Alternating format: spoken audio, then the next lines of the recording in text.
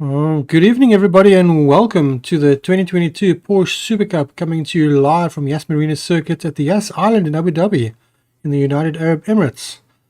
I'm your commentator tonight, Dennis Mitchell. I'm joined tonight by Sean Woodgate.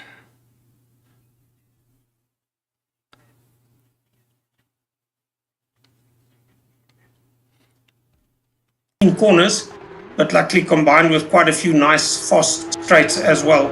So it's going to be interesting to see what times they get to do.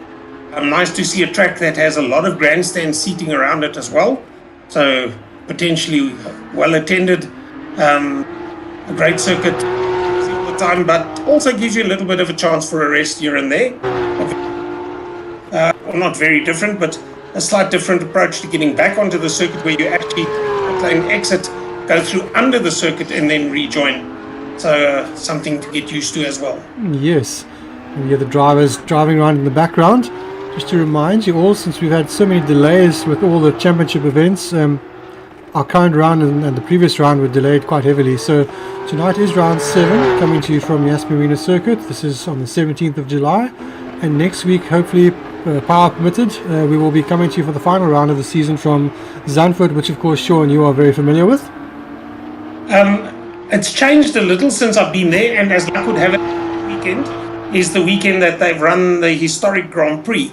It's actually an interesting format that they run that. It's a 3 in which the Friday is all free practice and qualifying, and then they start racing on the Saturday. You have one set of races for everybody, and then on the Sunday you have another set of races for everybody. And they run it not by the number of laps, but they run it by the clock. So literally, if you've got a safety car, then the safety car runs in your clock.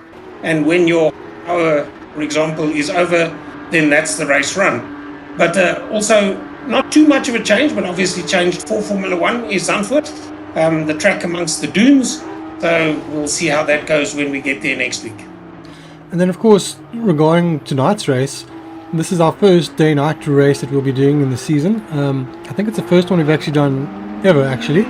So probably about 10 minutes into the race, it will go from daylight to night, and you'll see the lights light up the track. So the drivers will probably have pretty much the same visibility, but the surroundings will be much darker. We'll have nice, fancy, bright lights on some of the buildings, so it'll look pretty spectacular, just like the Formula One event. So we're trying to simulate that as best we can, so that should be something interesting for the viewers. Nice to see on the piece of circuit they're on now, that they go through underneath the Pirelli bridge, and I should imagine the way that the drivers see the boards on their right of the circuit, distance markers to the corner, also have the P0 as you see there at the moment. We see the back, and the drivers probably see the distance to the corner. Right, I'm going to just jump to some live footage because we've been looking at the rolling footage in the background. So let's just jump to the track so we can see that at the moment the track is dark. The drivers have their headlights on. You can now clearly see in the windshield that the position of the driver. So at the moment we're watching Andrew, and in his windshield we can see the number 4, which means he's currently sitting in 4th place in the times. That's pretty useful.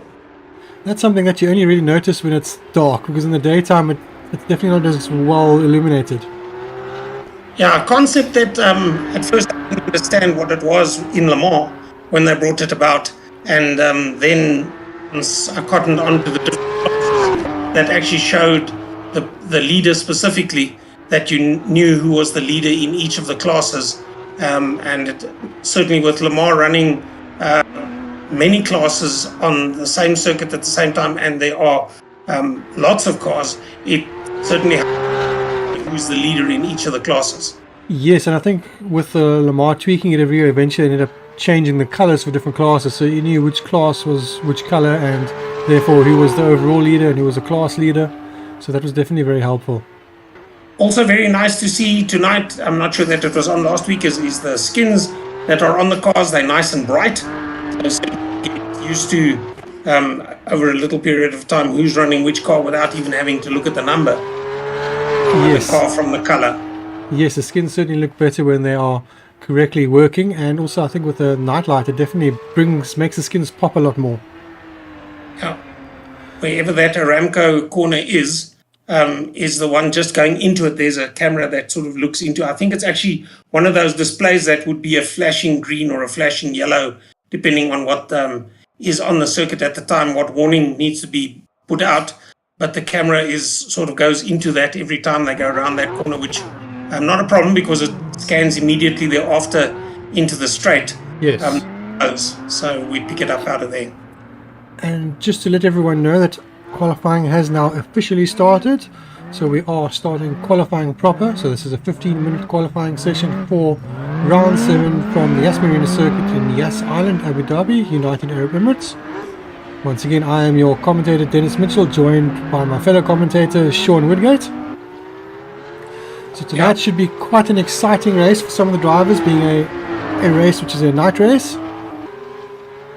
So probably about 2/3 of the race will be under floodlights, and then, as we can see at the moment, the qualifying is already in the dark. But it's so well lit that from a driver's point of view, you don't really notice that you're driving at night. I can imagine that the lighting around that circuit, as you look at them, it's almost like a day-night match in cricket. The lighting is just so good that you can spot the circuit, you can spot the corners way ahead of time, and there should be no difference. Well, I wouldn't say no difference, but there should be very little difference compared to racing the circuit in full daylight. Yes. I see that the one icon is incorrect here. Wonder if I can change that quickly.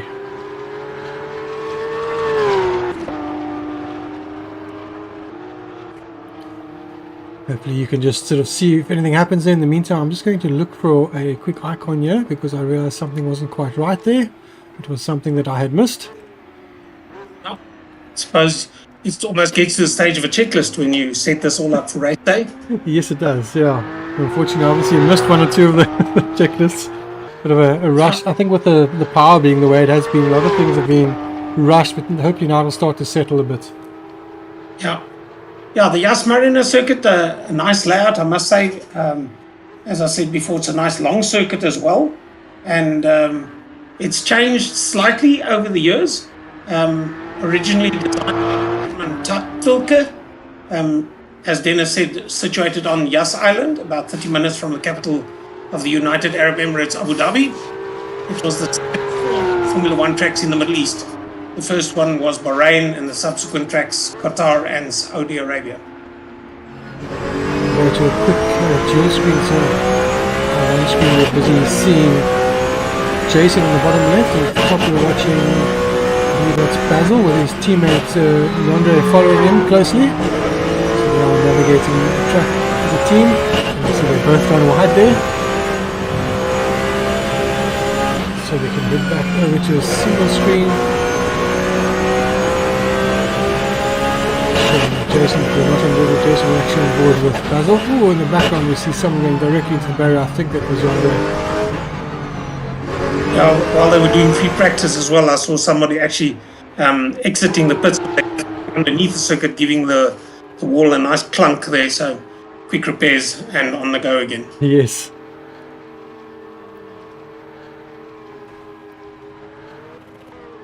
As we see our Alwin flyer going along the top. So once again, thank you very much to Alwin. They've been our fantastic sponsor and supporter of our series and all other leagues we've been running. So if you have any, as we see Yandre heading off into the barrier once again, if you have any automotive glass requirements or aluminium requirements, you can head over to www.alwin.co.za and give Hilke a call. Right, so currently in provisional pole, we don't have any times yet, but this is as they're crossing the sectors, it's putting them in position. We have Jason Underwood from Basil van Rijn and Yandre Duppenaar, then Andrew Holm, Chris Collison, Monet de Toy, Maurice van Beek, Andre Hildebrandt and Jean-Ray de Toy. Several of the drivers have not returned. They left earlier, we haven't come back, so we're hoping to have a few more drivers joining us. So hopefully by the time the race comes around, we'll have several more drivers, so hopefully closer to the 13 mark. Do you run a 15-minute qualifying session? Yes, this is a 15-minute qualifying session followed by a 30-minute race. Just under 11 minutes to go. You see Morne Jatoy hitting the barrier pretty hard there. Yeah. Now, certainly the track is unforgiving. I've often wondered people compare the modern day races against the old races, and they say how many races they finished. But previously, guys didn't finish as many races because you didn't have such big sections covered by paint, which was concrete and paint or asphalt. But nowadays, very little gravel that still goes around the tracks. I mean, in the old days, if you into the gravel and the marshals touch your car, you were out of the race. So the finish is a lot higher now than it used to be. So lap time wise, the fastest times we were seeing were 2:14s, high 2:14s. Currently we have 1 or 2 time laps, a 2:15.5 and a 2:16.9 on the board. Just watching them go down the main straight with the pavilions and the buildings, the hotel around the circuit, sort of, it's like a glove that fits around the circuit. And from a driver's perspective, at night this must be really, really spectacular to watch. Well, I suppose you've got to keep your eyes on it, but you can't help but have that in your peripheral vision. And it certainly is one of the more spectacular tracks, I think, for the not quite countryside, but for the scenery around the circuit. Yes. You see Chris heading up to Andre Hildebrand. And looking at the YouTube channel, we have Rudy saying hello, hello. So hello, Rudy. Thank you for joining the YouTube channel and the YouTube chat. Hope you're having a good evening. Hope you're enjoying the race, or the qualifying for the race. A fantastic camera looking at one of the lights. Not sure why the camera was placed behind a light, but anyway. You have to ask Hilman Tulker? Yes. Yeah, he probably just did the track itself as to the aesthetics and everything that goes with it. We'll write a letter to the Emirates and say, please move. You've got enough money, please change it. Yes. So Jason Underwood currently on for a really good time. He's about 6 tenths up at the moment, so that should put him into the 2:14s if he gets a decent final sector. Yeah, 2 purples certainly makes him the quickest at this stage. He's got to beat his own time of a 2:15.56. Pretty sideways coming out of that last corner. Might cost him a few fathoms of a second. Wow, 2:14.677. That was a good lap. Yeah, it's almost a full second quicker than what he was. So certainly laying down the gauntlet. And let's see if Collison can respond. Waiting to see a good time coming in from Yandre Duppenaar as well, because in practice Yandre was doing really good as well. Andre still to put up a time, and as we said before, this being quite a long circuit, taking over 2 minutes to get around. You don't have many laps during qualifying. If qualifying is 15 minutes long, you don't have that many laps to put in a quick lap. You've certainly got to do it early in the qualifying session.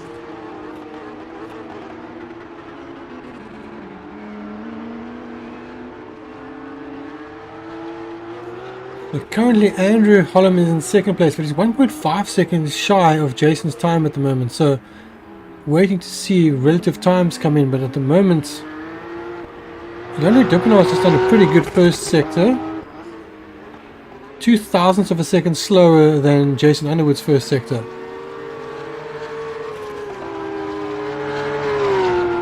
Times certainly it looks as though Jason is going to show them a clean pair of heels if his qualifying time has anything to go by. Well, we say that, but look at Basil's time now. He's 2 purples at the moment as well.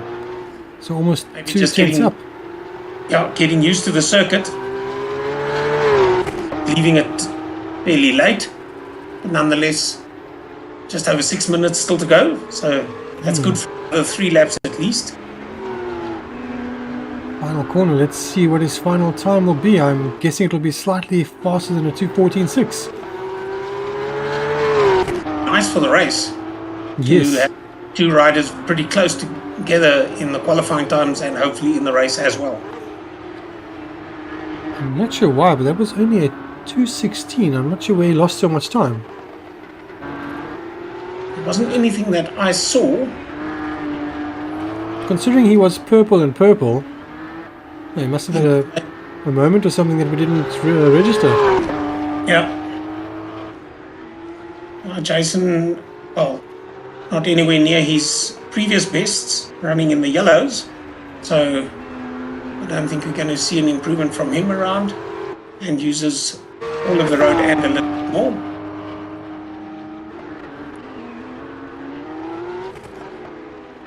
We see Andre Dupino now jumping up to 3rd place. Right, and also leaving it, well, I wouldn't say leaving it late, but the qualifying session already quite well advanced before he came in with a good lap time there.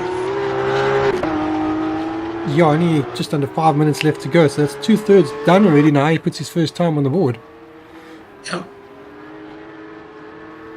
Very close between 2nd, 3rd and 4th. Yes, indeed. In fact, even 5th. Yes, it's a 0.2 of a second, give or take, between the 4 of them. So looks as though that's going to be an interesting portion of the race to watch. And then the Detour is a little further back, and then the rest of them a lot further back. So in the race we watch definitely to see if Jason is going to be challenged. Of course, the race is one thing. It's very different from qualifying, but certainly when the cars comes to a standstill. Just watching some of the cars exiting the pits. I still love this pit exit, the way it goes under the track, crosses over. Very, very unique. Not very safe in my opinion, but very unique. Yeah. Yeah, I just wonder what one is going to do if something were to happen in that entry onto the circuit, if one gets stuck in there. It's not on the track. Do they call yellows, or do they just close the pit exit, as it were, so no cars onto the pit lane to leave the circuit, so as they do in the American NASCAR and all the others. I'm surprised we haven't in real racing seen any kind of incident in that pit exit, because if there is, I mean, that's going to be quite a problem. How do you get to the incidents? I mean, it's not exactly very accessible for the medics. It's not accessible for car recovery. Plus you're blocking the pit lane, so the cars behind you can't get out. So that's a real headache if something happens there. We'll just phone the guys that sit all night at Fountain Circle here in Pretoria and send them out with their breakdown trucks. They'll go and rip it out immediately. Yes.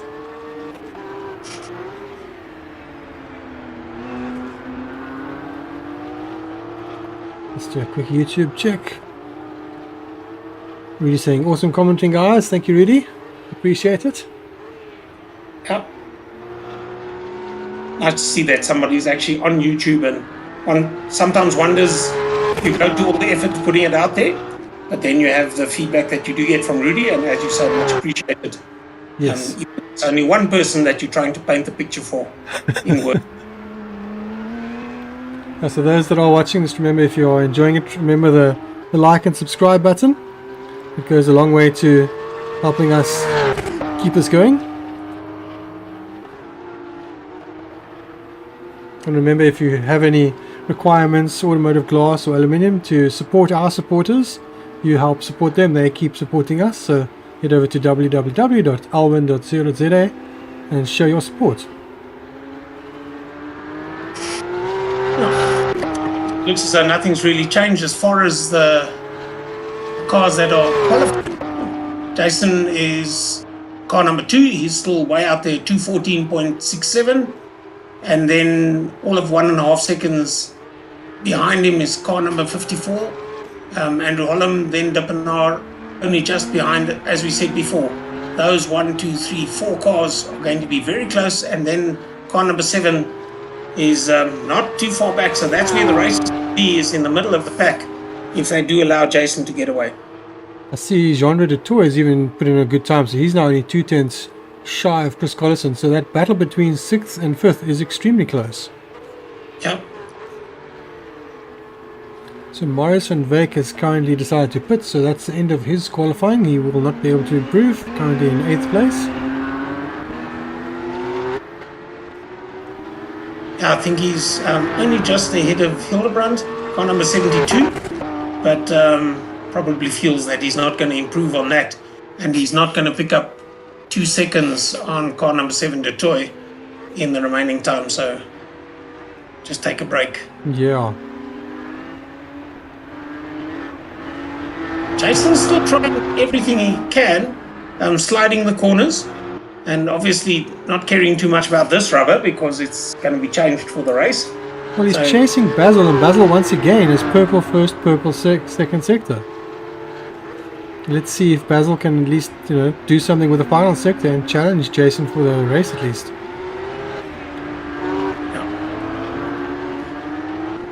And the curves, the further you go over the curves, it looks like the more they become, because during the free qualifying or the free practice, we actually saw quite a few of the cars that were actually getting sparked out underneath the car if they were using too much of the curves. Yes. Not sure why we're seeing this. Basil did improve, but once again he lost time in the final sector. But he's now 1.2 seconds shy. So he's at least secured second place on the grid for the moment. Although Yandre Dippenaar has set the fastest first sector. He's currently on a lap, as we're watching him now. So it seems like it's the final sector where Jason seems to be getting the hammer down. Now, some people get it right, and then some people battle with it. There, Yandre just getting a little bit wrong there, getting a little bit of a slide on, losing a lot of momentum. Yandre in the practice before the event was definitely fast. He looked like he was going to be the pace setter tonight, but Jason once again has pulled something special out the bag. It's down to 1.2 seconds, but still 1.2 seconds is a lot. If you have that on every lap against your competitor, then very soon they're going to be in the far distance in your rear view mirror, and they'll be fighting each other behind you.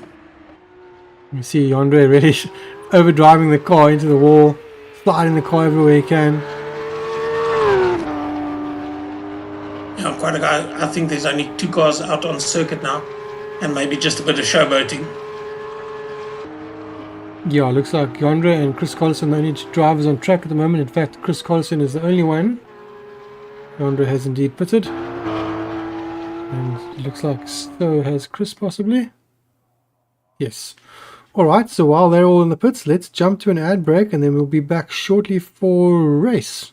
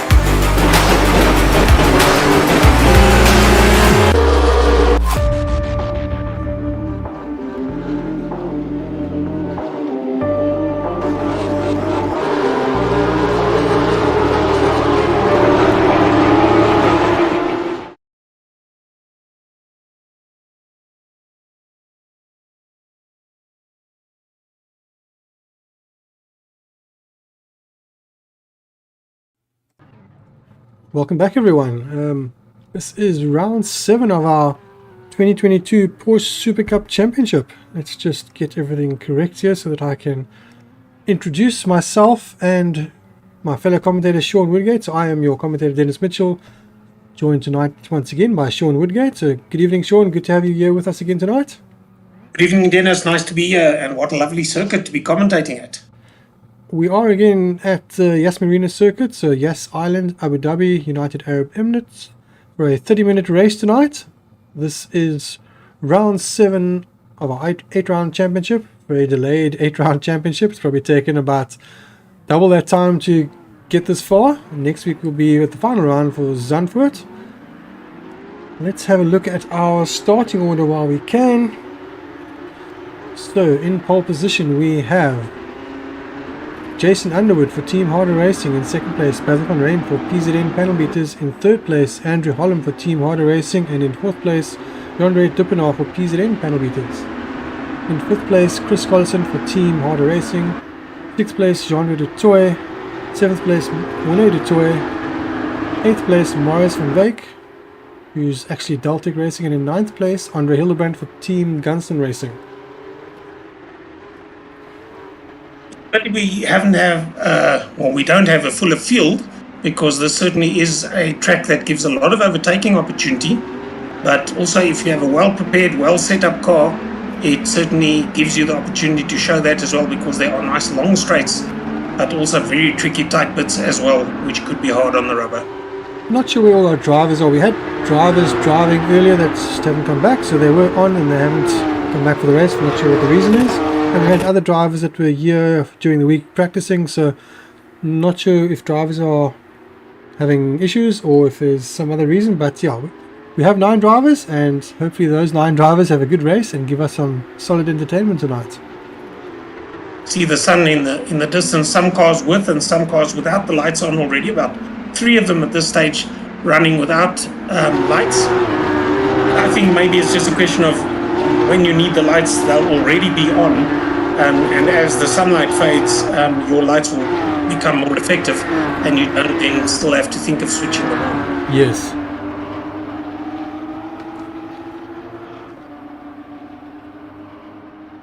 Perhaps just have a quick look back here from Andre Duppenaar's car.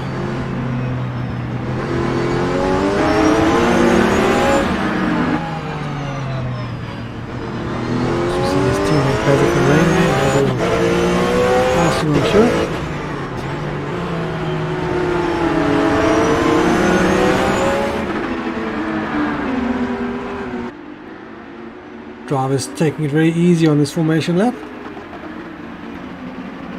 Yeah, they're not weaving, so it looks as though the track lends itself to warming the tyres naturally. They don't actually have to put any effort into doing so. There's a bit of weaving now. I think it's also because of ambient temperature. The pretty warm part of the world, but ambient temperature is currently 32 degrees. So I guess some of the drivers feeling they don't really need to heat the tyres, or perhaps deciding that they don't want to heat them so that they can preserve the tyres a bit better. Well, there they go now, putting a bit of heat just before they come into the front straight. That's actually the line for leaving the circuit, the pit exit, and then they come into the straightaway, which is also the start grid. Right, as we see all the drivers taking their position.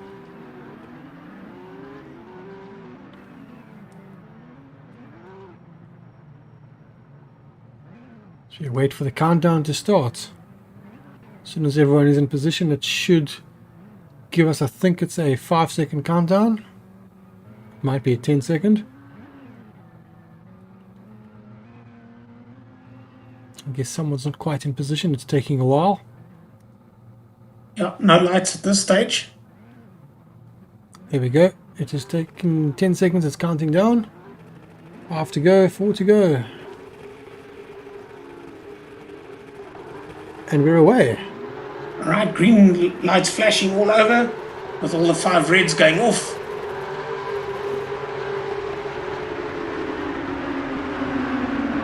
All clean into turn 1, except for one car that goes very, very wide, probably a little bit hot into that. And we see Basil van Rijn stealing the lead straight away from Jason. So Jason already losing a position. And he's looking left and right to try and get past Basil, but certainly off the line, Jason didn't have the best start. Oh, there's a change for third as well, as one of the cars loses the back end. Yeah, Jan-Ray Duppenaar being teammate. Being quick there to steal the position. Yep. So there's a gap first and second.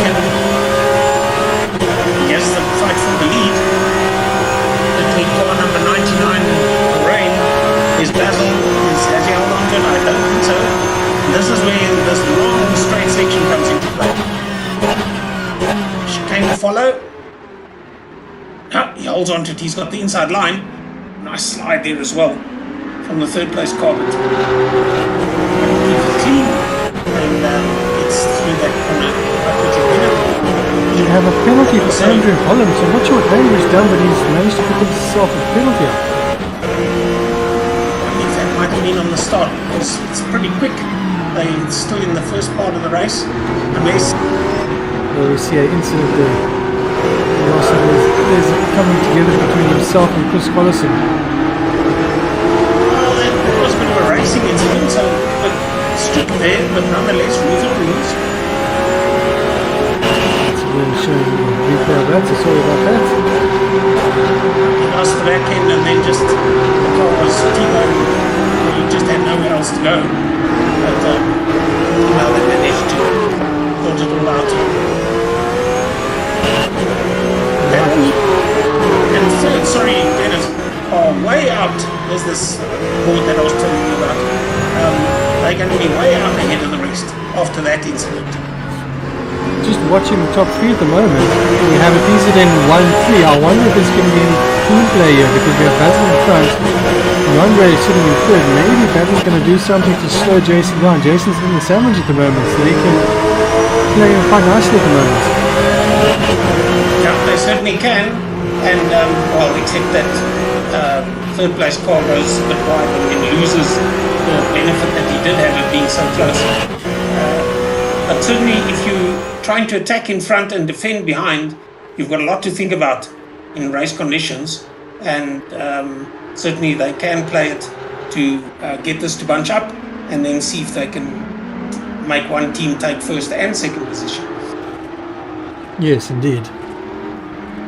Having an extra player there just to help out definitely makes all the difference. Yeah, and certainly there's still fighting going on, even if it's in the lesser positions. The guys are really giving it everything they're worth, and here's the fight. But still, I think Basil's on the inside, but he's lost the back end, and is that a tap? And this is exactly what we're talking about. Change for second. Oh, it's been a change for first. And Basil Ferreira's got a penalty for that contact. The penalty system is extremely harsh at the moment. Right, so they... Oh, and there they go again. First or second and third are at each other's throats again. So Jason has been in the wall, certainly he has. One of the guys, I think he's given that position up. The penalty, whether he gave the lead up. So now having gotten past and showing the speed that he, or will he be able to show the speed that he had in qualifying? We'll have to wait and see. Big slide. That's not going to help either. Trying to catch the race leader. I wonder if that's a brake bias issue. Maybe it's just too rearward, or maybe he's just shifting down overly aggressively. Yeah. Now, for those that are wondering, when the back end breaks out, it's sort of an oversteer. And understeer is when you try and turn the car into a corner. Is this the penalty being served? Yes, it is. Yeah. And you see Basil in front also serving his penalty. Yeah, so very strict, as you said. And what's the time that they will have to be stationary, or is it just a stop and go? I believe it is a stop and go, so it should just be in and out. Sometimes it's a 10-second stop and go, depending. So we'll just see what time at the moment. Let's see, Andrew is in his box. His was a 10-second stop and go. So Andrew has left. Okay, so that was quite a severe penalty. But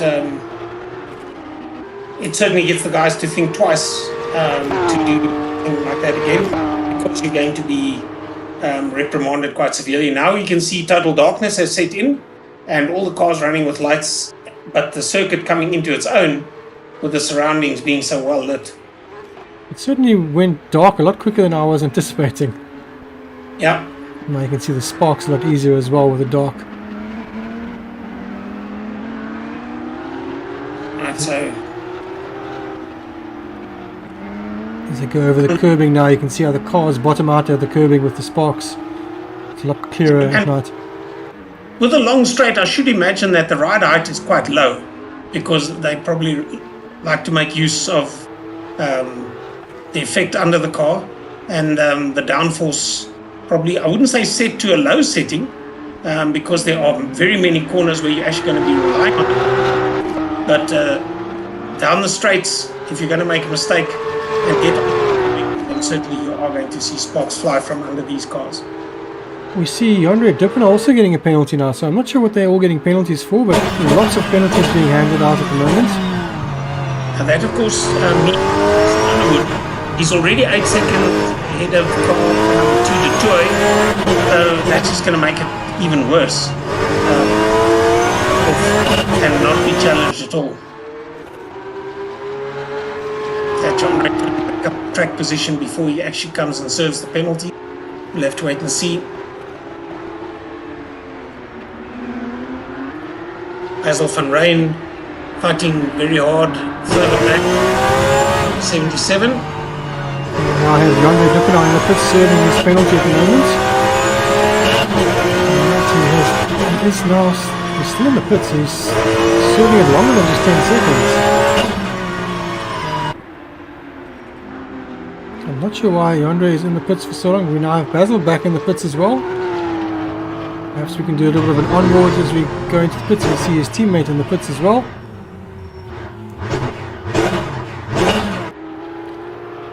Pity we didn't stay with him. Would have been nice. I was actually counting sort of aloud in my head to see how long we can see the timers on the left hand side of how long they are. So Basil was 9.9 seconds stationary there. Okay. So we can see him now exiting the pits. They staying in par with this very interesting pit exit.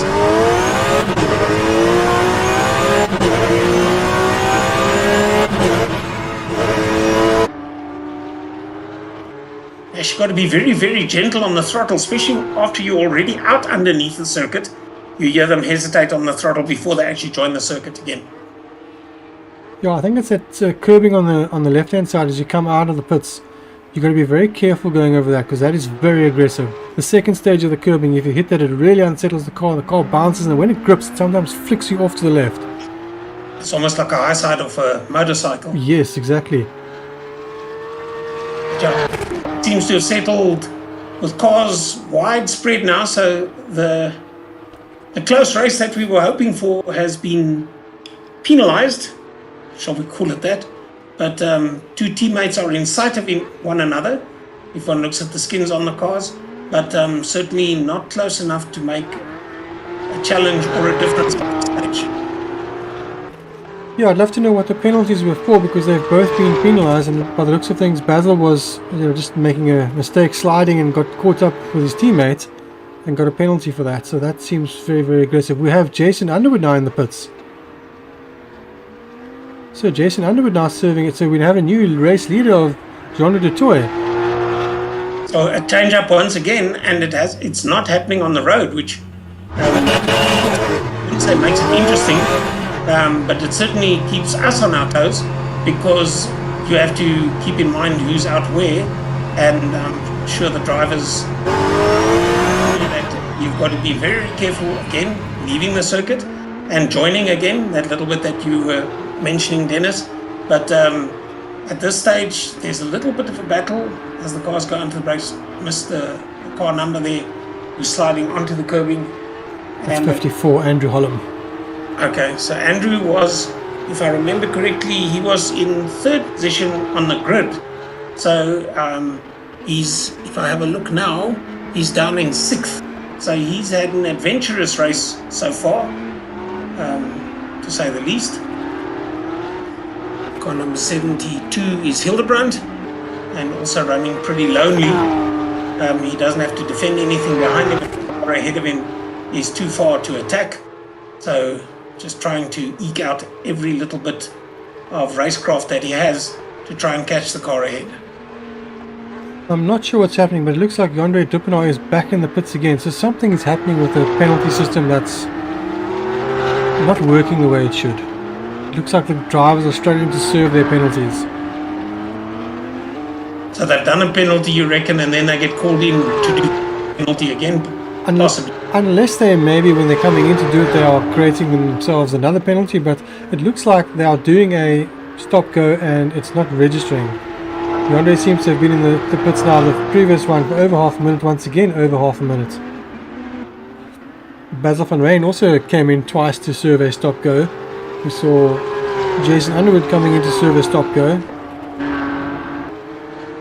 Yeah, that's everybody that were in the top three, and so they're not going to be too happy with that, but you have to deal with what you've got on the track on the day and then carry on with the racing. It looks like Yandre Dupinay has got a DNF now, so I'm not sure what's happened, but that's unfortunately ruined his race. Yeah, and I'm just having a look. I think actually gave up that position because he went way off the racing line and didn't contest it too vehemently, so maybe he has a problem as well, as we have somebody way off the circuit again and over that curbing, as you said. It flicks the car over. When it bites, it actually bites quite aggressively. Yes. So we briefly had a Dutoy in first and second. Unfortunately, Morne Dutoy has lost it on the curbing. He now has a DNF as well. So from his possible first podium to a DNF. Certainly a race of attrition at this stage, with only 9 starting and quite a few already at the DNF stage. Yes, quite disappointing the amount of incidents already. Yeah, and this is such a great circuit. I think that there's another spin, quite a big one there. Yes, Andre Hildebrand now losing it. And he was in third position, so I don't know who was close to him and how far behind. It was Holm was about half a minute behind.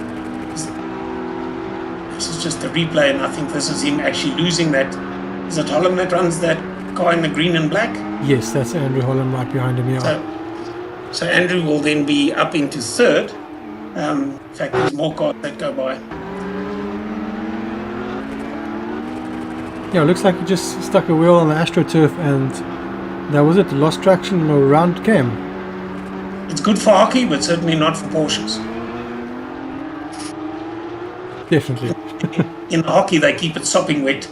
I'm not sure what they do here. UAE being very, very hot to drop. Otherwise, the AstroTurf will just get burned by the sun. Change position a bit further back there. I'm quite disappointed because this particular track it's a fantastic track for the racing spectacle, everything we see in that, but I feel like we've kind of been robbed of a good race tonight.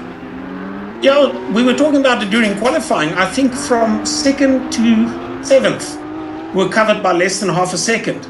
We saw that as potentially going to be a stunning race, but it's turned out to be otherwise, which is not such a great thing to have happened. And some people using the track and then some. Yeah, with the penalty system being the way it is, you got to be careful. You do something like that, you don't want to get another penalty. I missed the last race, but we were talking about at the previous race as to at what stage track limits comes into play. And if this is a case where the track limits has come into play, it certainly is being very, very strict. The alternative potentially could be that they just add time to your race time at the end of the race. But I suppose then it becomes difficult because that which the spectator sees isn't actually the sequence in which they are finished. One wants to keep it as real as possible. But as you say, there have been many cars into the pits, and some of them more than once, and also for extensive periods of time. The strange thing is, going from last week's race, the penalty system has been, on the service side, is set exactly the same. So nothing has changed setting-wise, yet tonight it is extremely aggressive and strict. So I wonder if there's perhaps been a game update of some sort that detects things differently and it's being very, very overly aggressive and very unfair. Yeah, one wants to keep the racing close and tight, and fair to the drivers as well, because I'm sure some of the drivers will sort of be scratching their heads and say, but what was that all about? I haven't done anything much different to what I race normally. Yes, having done the ATK race today, the virtual SA GT race, which is a fully sanctioned MSA event, there were also lots of penalties in that event. So also very interesting how it's just suddenly giving out lots of penalties. So I'm not sure if the game has just decided, they occasionally do these little minor updates to the game. Maybe something has changed and it's just catching everyone out. But it's really, really ridiculous how the penalty system is working at the moment. Or not working, overly working. Yeah, it's like having an over-3 in a football match, and you just have too many yellow cards at this stage. As we see, Basil van Rijn still driving, so he's managed to serve his penalty and he's still going, so he's working his way up through the field. He's now up to 6th place. He's just got past Andre Hildebrandt. Yeah, so he's made up the position. From the cars that were on track, he was running last, but now goes into second last. Let's just see how much of a catch-up he's got to do. There might still be enough time if he's quicker than Van Wyk, car number 77, that he might still catch him up. So that might be something to look out for. Cars number 77 and chased by car number 99. Yeah, unfortunately the gap I think to 4th place is just going to be too large for him. I don't think he's got the lap speed. In fact, his lap time was very similar on the previous lap, so he definitely won't be catching 4th place. Yeah, they seem to be stuck. The leader then to second is 13 seconds and again 13 seconds, give or take, to Andrew Holm in third, and then another, just don't do the maths, it's 6 or 7 seconds to Collison, number 22 in fourth. We'll spin there. Yeah, Maurice van Wyk unfortunately losing it there. Now that might be interesting because Van Rijn will then get past him, or probably already has passed him. He's facing the wrong direction, as you see here on the replay. And there's the swap for position. There might be another position swap because he's not going very fast. So he might now be for the cars on the circuit at the back.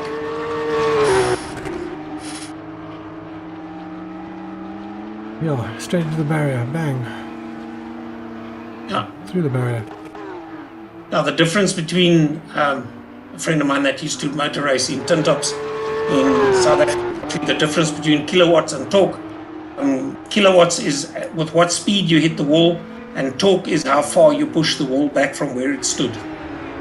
Yeah, it looked like he had speed there, not torque, because the wall didn't seem to budge. No, they don't tend to budge in this, but nonetheless. And we have a new fastest lap from Jason Underwood at 2 minute 15.381. Just trying to recall what he did in qualifying, but of course qualifying he used the rubber only for a short while, and they probably got a lighter fuel load. Although this far into the race with 11 minutes or so to go, the fuel load is probably a lot lighter than when they started. So you're probably going to see fastest laps for the drivers coming in round about now, if they've held the rubber in a fairly good shape. Also just looking at the YouTube comments, I see you've already commented there, but hello to Lynn. Good to see you joining us again. And then of course Rudy saying good luck all, and Laka PZN, and yeah, his penalty is not clearing, so that was the problem. So for some reason his penalty just did not want to clear. So that is a real shame. Not sure what the reason for that is, why the game is not clearing it. He clearly had stopped in his pit box, but yeah, it didn't want to work. One of those glitches. So we will see what we can do and maybe try and change something for the next round, but using the penalty system as it is now definitely isn't good for our drivers. Yeah, it certainly would have made a very big difference to the podium positions if the penalty, well, shall we put it, if the penalties were not in play. And then yes, definitely different to what it does at the moment. Well, at the moment we have a potential new race winner, but at the moment Jason is catching pretty fast, so we'll see if he's capable of catching in There's 10 minutes left and he's got 10 seconds to catch, so he Yep. needs to be a second a lap faster. At the moment he is faster than a second a lap faster. I was going to say, with this being such a long lap, the chances are that with his speed, he might be more than a second a lap quicker than the number 7 car after Toy leading at the moment. I think though, because there's 10 minutes left, that would average out to more like 2 seconds a lap faster that he would need to be, and he's just done the fastest lap of the race. You're obviously listening to me on a 2:14.901, bringing the gap down to 8.7 seconds. Can you recall what the qualifying time was for Jason? I think it was a 14.699, if I'm correct, or 14.69 something. Yeah. I'm also thinking that he's running pretty close to that, which is commendable considering how far into the race, as I mentioned previously, the tyres have gone already. So the fuel load will be a lot lighter, but certainly a very different car in the race condition to what you have, the car that you use in qualifying.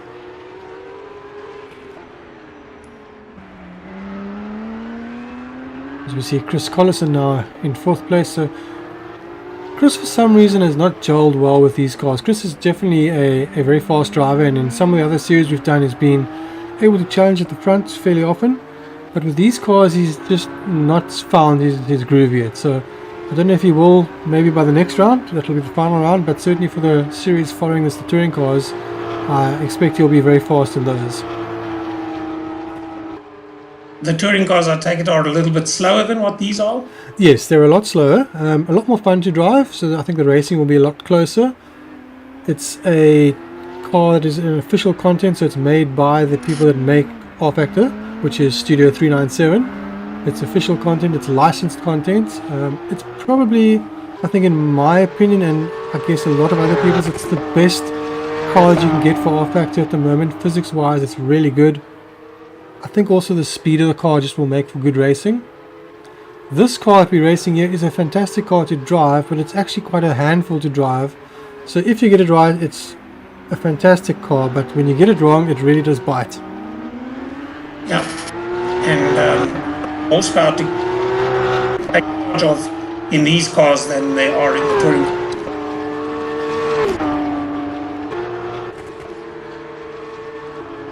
Basil is still thrashing the car around the track as fast as he can. His lap times are pretty good. He was 10th shy of his personal best on the previous lap, so definitely trying his best. Also 10 seconds behind Collison, so I'm trying hard, but not making a difference at this stage. And at the moment, Jason is catching Jean-Ray du Toit roughly the time he needs to, but he's going to run out of time.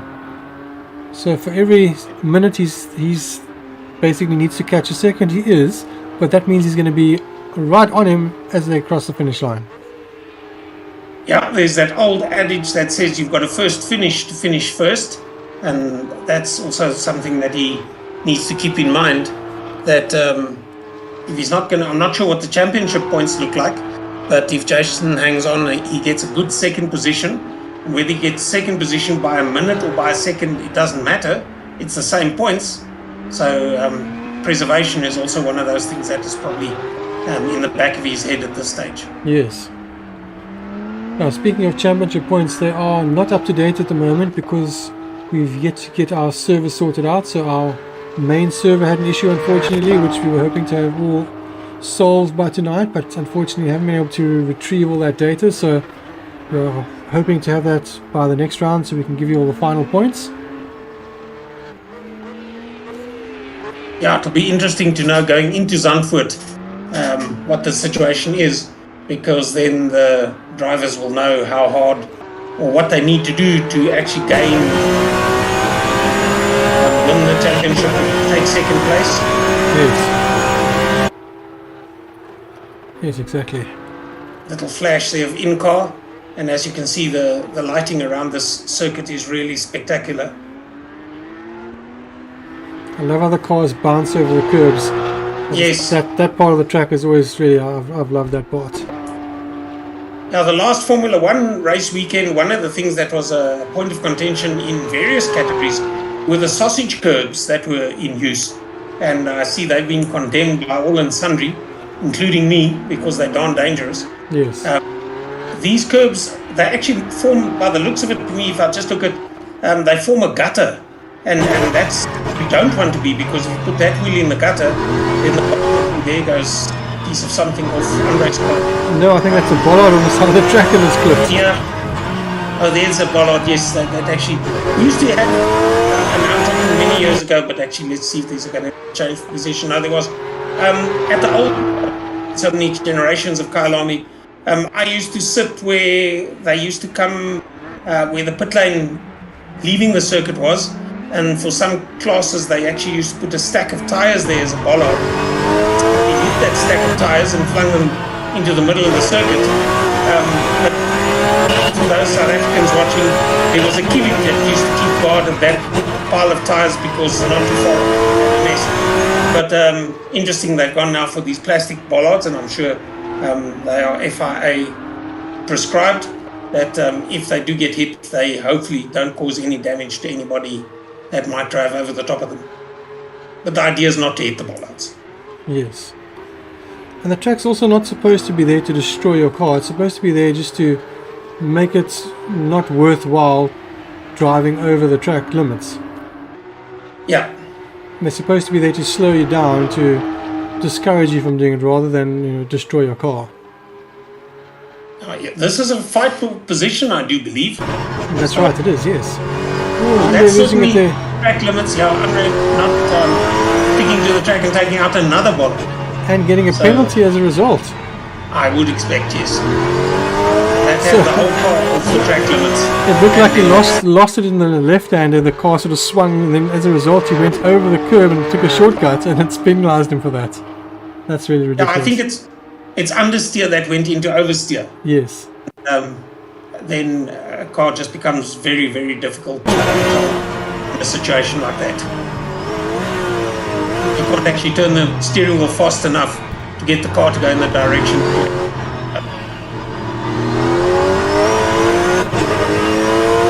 Not only has he lost the position, but he's got a penalty to serve as well. And with 2 minutes odd to go, I'm not sure that he's going to, well, he'll probably get to serve the penalty, but we recall Mr. Schumacher many years ago serving a penalty and actually winning the race while stationary in pit lane because his pit box was beyond the finish flag.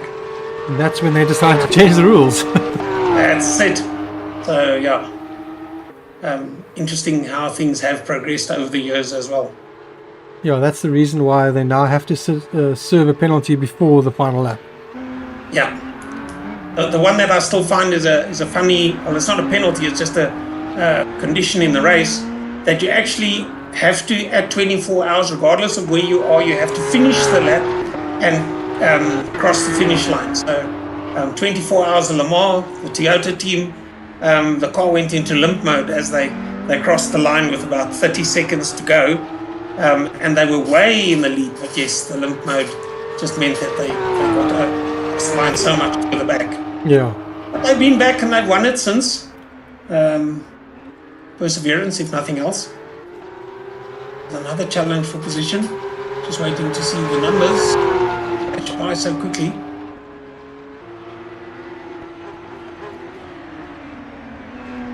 Is this not perhaps Underwood? Yes, it is. Underwood behind the toy for the lead. Oh, and Underwood loses it there. And that's the final lap, 15 seconds to go. I think he's just lost his chance of getting the win. Yeah, as I said, you've got to first finish to finish first. But guaranteed, yeah, here's the pit lane exit where you would go into the pits. And is this going to be, let's see the clock. That's it, that's it, race over. Yep. So a win for Jean de Toy finally, and Jason coming second. Now I have Andrew will come across the line for third place. Yeah, 7 of the cars finishing the race, or 7 of the cars on the track when the checkered flag went out. Let's hope they all still finish. And number 7 de Toy and Jean-Ray Dippenaar, number 9, didn't finish the race.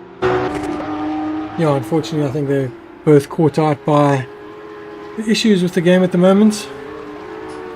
Chris Collison. Oh, we have Basil actually right behind him. Basil actually did manage to catch him. That's a surprise. That's a pretty close finish. Yeah, but if you look at what he did on the last corner, I would be very surprised if that's not going to be penalised as well, because not sure that you could catch a slingshot on the paint, because I'm sure the paint must be designed to have worse grip than actually staying on track. But nonetheless, it looks as though he finished behind anyway, which is what one would expect without the penalty. And Morris and Blake will be coming across the line in 6th place then. So Andre Hildebrandt will take 7th, the final place. I didn't notice if he actually served his penalty yet, and I'm not sure it will make much difference if he does or doesn't. Even if he is penalised for not serving it, I mean, he can't. He'll still finish 7th. Yeah. How does the point scoring work if you have A, less than 10 entrants or racing, and B, less than, only 7 finishing the race? Everyone will still get points. The way the point system works, even if you enter and exit, you will always get points. So that way, you're guaranteed to get points. Okay. Now, in the years that I've been commentating on various categories of racing, the one that I enjoyed the point system the most is the Cape Supercars. If they have, for instance, 20 entrants, then the guy that wins gets 20 points, and everybody else thereafter gets one less, until the guy that finishes last actually gets 1 point. I can't remember how they actually take qualifying as an actual race. So you actually get 3 sets of points on race day. Qualifying is a full set of points, race 1 is a full set of points, and race 2 is a full set of points. And what's nice about that, if you had a bad qualifying, you can actually still come back and score good points in races 1 and 2, or alternatively, if you had an off in race 1, you can come back and still get good points in race 2. So that to me was one of the nicest point systems. Alright, just to butt in there, the session has ended. I'm going to jump to an ad break so we can get everything going. And while we're on an ad break, I'm going to go get our top 3 drivers. So we'll be back with you shortly.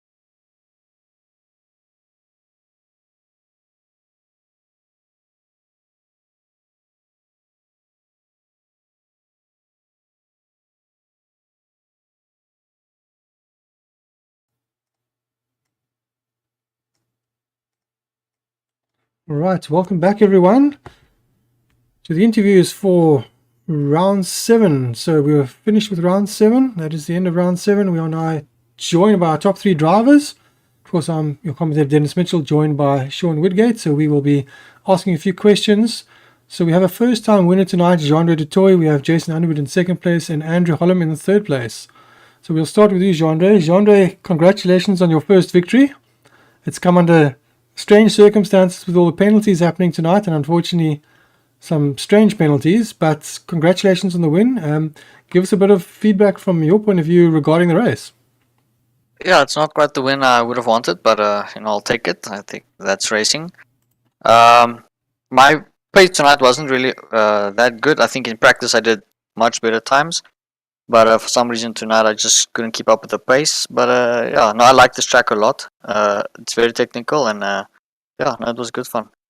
It seemed like the track was going to produce some really epic racing, because in qualifying I think we had 5 drivers from 2nd place to 6th place covered by about 2.5 tenths. But the race didn't unfortunately pan out that way. Jason looked like he had the speed, but thanks to Jason having his penalty, he didn't get the win, but you at least got your win. But it looked like the rest of the pack, Basil, Yandre, all of them had really good pace tonight, but unfortunately the incidents kind of took it from them. But you managed to avoid getting incidents, so whatever they did and whatever you did, it differed, and you've got your first victory, so congratulations. Yeah, thank you. Then let's head to Jason. So Jason, the first time where you've, I guess, had a win stolen from you due to a penalty, that's kind of odd. Now, I was doing another broadcast earlier today where the servers are also handing out penalties for silly stuff. So I'm not sure if there's been something, there's a new update coming to the game which is apparently going to deal with penalties and track limits. So it seems like maybe part of the code is being implemented and it's affecting things negatively at the moment. But otherwise, you can discuss that, but give us the race from your point of view. You looked like you had the pace to easily win it, but unfortunately you didn't get the win. Yeah, it all started on lap 1 and lap 2 where I don't know, I was forced off the track, and then I seemed to get a stop-go penalty for something that wasn't my fault or my issue. But as you say, that's racing, and we just live and fight another day. It is quite strange because, like I said, the event I was doing earlier today had the same issues with penalties. So we'll see if we can find a way around it. But it looks like the penalty system has somehow changed, because it's exactly how it was at the Suzuka round, and we didn't have any issues at Suzuka. So we'll see what we can do to address that. So hopefully the next round doesn't have any funny things happening with penalties. But otherwise, congratulations on 2nd place. And I'm sure you're still leading the championship fairly comfortably. Well, yep. I'm not here next week, so hopefully that's almost enough, but I don't know. All right. We'll let you know. Yeah, thanks. All right, and then 3rd place, Andrew Holland. Well done again on another podium. You didn't look like you were going to make it to the podium, but with all the penalties tonight, you've managed to get a solid podium. So you've obviously managed to avoid the incident, although you did yourself have a penalty and serve it, and still yet to manage to come out on the podium. So congratulations. Give us the race from your point of view, coming to the podium with a penalty. Yeah, I don't feel like I deserve to be 3rd, really. I drove a terrible first lap. I didn't blip properly. I lost the rear end a few times. The 2nd time I lost it, my teammate ran into me and we both got a penalty. I don't think either of us left the track. So we served the penalties and pressed on. Other people had more penalties, so that's how it went. Yeah, it seems the penalty system, which I think is going to be a debate for a while, it's definitely played a huge impact in this race for changing up the positions, but it seemed to be giving penalties for things that weren't necessary. So hopefully that can get sorted, and otherwise, congratulations on the podium. Good to have you on the podium again. So perhaps we can get some more questions from Sean's point of view. One from to Jason. You were caught napping with the lights, or did you have a problem on the start? I just got a bad start, Sean. Too much wheel spin, and yep, that sums it up basically. Too eager on the throttle. I knew Basil's very quick off the start anyway, so I thought, well, I think maybe I put too much pressure on myself. But yep, my own mistake on the start. Just got to learn from that, I suppose. And for a while there, you were trying to attack and you had to defend from Basil's teammate. That can't be a very nice place to find yourself in on the racetrack. No, I think the PZN boys are giving one back to us Team Harder Racing boys, because we used to do that. We used to sandwich them and play the team game. But no, so fair play to them. I had one in front, one behind. It wasn't easy. But yeah, it's good. I enjoy the challenge and I enjoy the good racing. And then the last corner where you were actually catching up to Jean-Ray, as close as you could be, but just not. If it was maybe one more lap, maybe first would have been yours tonight, but it wasn't to be. Yeah, as I say, like you say in the commentary, to finish first you got to finish. One more lap, but there wasn't one more lap, so we take it in our stride. The last corner, my right foot was a bit heavy, and yeah, but fully deserved victory. So on to Zandvoort next week, hopefully. Yeah. And Andrew, as I recall, you were third on the grid and you were third on the podium, so you finished where you started, so a good race for you. It looked good on paper, but a lot more happened in between. Yeah, there's always the narrative that happens between the lights going off and the checkered flag dropping, and you had a full experience of that tonight. But certainly it was a nice race, a great circuit. I think you guys watching it out of the car all the time, it must be a stunning circuit to drive. You don't get much time to look around except maybe the straight, but certainly a well-lit and not only in white, in all the sparkly colored lights as well. So certainly an interesting circuit. And as I'm not sure who it was that said earlier to Dennis, it is a very technical circuit to drive. It gives you two rests on the two straights. That the back straight, they put in a chicane. And in the chat that Dennis and I were having before the time, if it wasn't for that chicane, it would probably be darn dangerous going straight out of the back straight into that long sweep. But certainly a nice variety circuit. Although flat all the way around, I think Dennis and I have chatted about it before. No ups and downs, which is where, other than the entry onto the track out of pit lane, but that's why a lot of the drivers like a circuit like Kyalami, and also maybe something, even though it's small and tight, like Zwartkops, where you have uphill and downhill, it adds a bit of variety to just running around on a flat circuit all the way. And then any questions perhaps for Jean-Ray? No, Jean-Ray is certainly impressed tonight. We've been keeping an eye out for you. You were fourth in qualifying, if memory serves me correctly, and certainly a great race for you tonight. I believe I was sixth in qualifying, actually. I didn't have the best qualifying, but yeah, when I saw the penalties come out, I just took it slow because I thought it was about track cuts. So I just put it slow, but Jason was on demon time, and I just saw him making up 20 seconds in like 6 laps or something. It was ridiculous, but yeah, no, good racing. Yeah, you were there at the end, and that's where it matters. All right, then that's it for the interviews. Let's do some final shout-outs from the drivers. So we'll start at the top. Jean-Ray, any shout-outs from your side?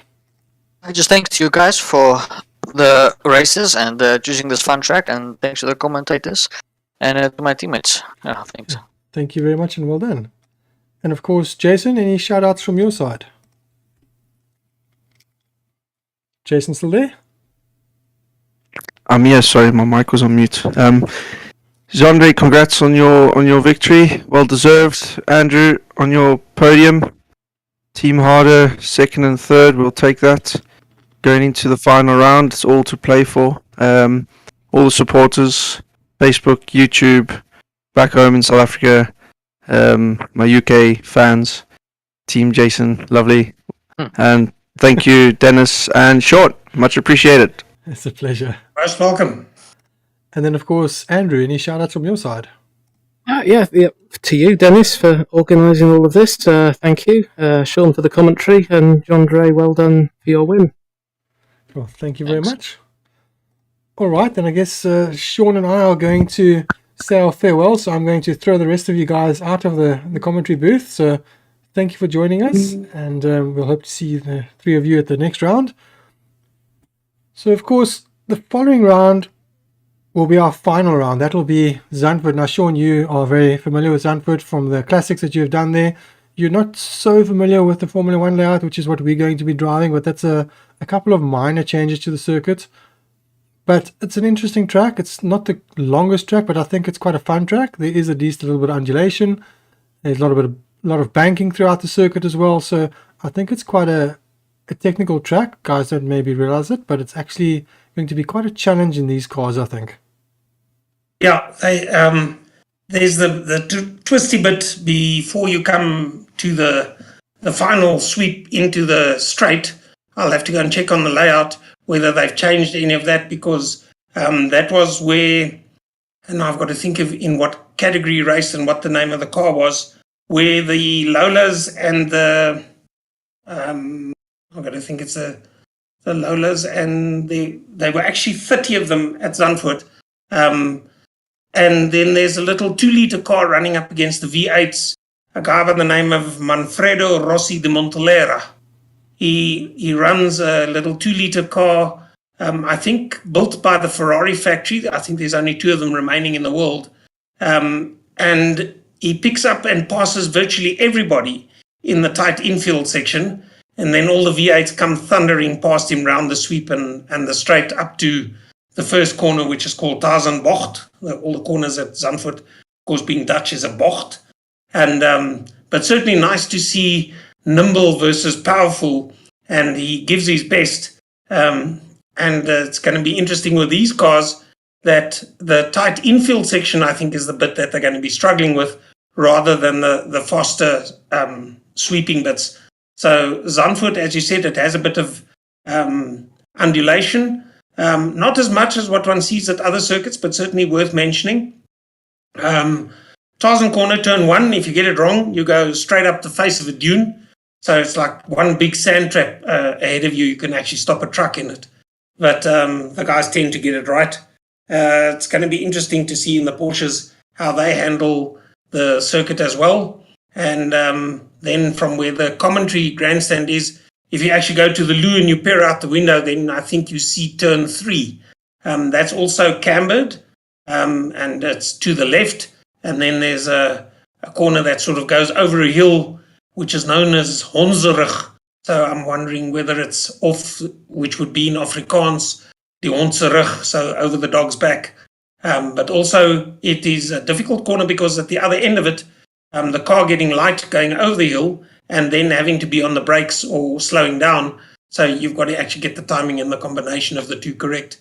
But I'll certainly freshen up on the track layout and the corner names. I'll contact some of my co-commentators that I had the privilege of doing 2 years of commentary at Zandvoort at the historic Grand Prix. And I'll get the names of all the new corners and a picture of the layout so that I'll be fresh for race day next week. Yeah, that'll be fantastic. Also wanted to say thank you again to all people who have been joining us and watching. So if you enjoyed, remember to please like and subscribe. We also have Rob McCall in the chat saying, how's it, gents? So good to see you, Rob. Glad you're enjoying the stream. I'm not sure if that's senior or junior. I'm not sure, Sean, if you know the McCalls at all from any of your South African motor racing. The name sounds familiar, but maybe the memory is fading. All right. Well, thank you, everyone, once again. I'm going to say goodnight to everyone then, and we will catch you next week, hopefully, for the final round of our 2022 Porsche Supercup, brought to you proudly by Alwin Automotive Glass. I'm your commentator, Dennis Mitchell, and I was joined tonight once again by Sean Woodgate. So thank you once again for joining, and have a good evening and enjoy the rest of your week, and we will catch you next Sunday. Good evening, all. Thanks, Dennis. Good night, all.